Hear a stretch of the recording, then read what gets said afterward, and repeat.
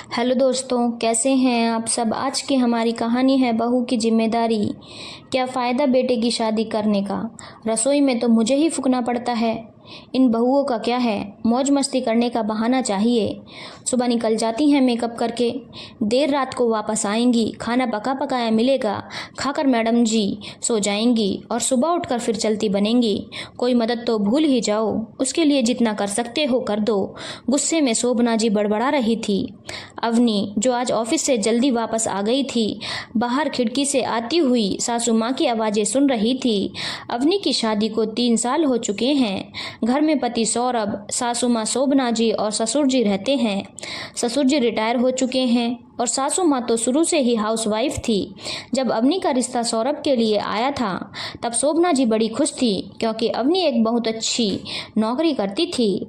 अवनी की सैलरी भी सौरभ से ज़्यादा थी, इसीलिए उसने अपने ऊपर काफ़ी सारी आर्थिक जिम्मेदारी उठा ली थी। अब ज़्यादा कमाने वाले इंसान के काम करने के घंटे भी ज़्यादा ही होते हैं। अवनी का ऑफिस घर से दूर था तो वो सुबह जल्दी निकल जाती थी और वापस आते हुए उसे रात हो जाती थी। ऐसी स्थिति में अवनी के लिए नौकरी के साथ घर के भी काम करने संभव नहीं थे। अवनी ने अपनी सासू माँ की मदद के लिए एक कामवाली भी लगवा दी थी, जो कि घर की साफ सफाई करती और बर्तन धोकर जाती थी। अवनी तो खाना बनाने वाली भी लगवाना चाहती थी, पर सासू माँ जिद पर अड़ी थी। हम किसी अनजान औरत के हाथों का बना खाना नहीं खाते हैं। शोभना जी के चेहरे पर उनका गुस्सा साफ बयां करता था। कभी वो अपनी सहेलियों से कहती, बहू की नौकरी से हमें क्या फ़ायदा। कोई पड़ोसन पूछ लेती, शोभना कब बना रही है दादी तुम्हें तुम्हारी बहू, तो वो झल्ला कर कहती, नौकरी करने वाली बहुएं कहाँ सुनती हैं, अपने से बड़ों की बातें जो मन में आता है करती हैं।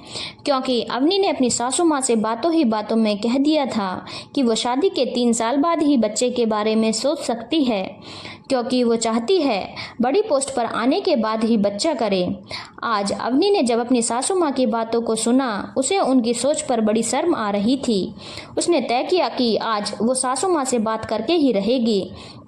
रात को खाने के बाद टेबल पर अवनी ने कहा, मम्मी जी, आपको ऐसा लगता होगा कि मेरे नौकरी करने की वजह से आपको घर के काम करने पड़ते हैं। आप बुढ़ापे में भी मेहनत कर रही हो तो मैं छोड़ देती हूँ नौकरी। वैसे भी मैंने आपको काफ़ी बार कहते हुए सुना है कि बहू की नौकरी से आपको कोई फ़ायदा नहीं है। शोभना जी चुप थी। उन्हें समझ आया शायद आज अवनी ने उनकी बातें सुन ली हैं। अवनी कुछ और कहती, इससे पहले सौरभ ने कहा, नहीं अवनी, तुम नौकरी नहीं छोड़ सकती हो। हमारे होने वाले घर की लोन की किस्तें तो तुम्हारी सैलरी से ही जाती हैं। किसने कह दिया कि तुम्हारी नौकरी का फ़ायदा हमें नहीं है। अवनी चुप थी। तब उसके ससुर जी बोले, बहू, आज के ज़माने में पैसा कमाना बहुत कठिन है। घर का काम नौकर भी कर देंगे, तुम नौकरी मत छोड़ना कभी ऐसे किसी के कहने में आकर। मुझे तो तुम पर बहुत फ़क्र है। शोभना जी चुप थी। आज शायद उन्हें समझ में आ गया था कि बहू की नौकरी से उन्हें क्या फ़ायदा था। अवनी के लिए ये समय गर्व का था कि कम से कम उसके परिवार वालों को उसकी नौकरी पर फ़क्र था। धन्यवाद दोस्तों। अगर आपको कहानी अच्छी लगी हो तो चैनल को लाइक, शेयर और सब्सक्राइब करना ना भूलें।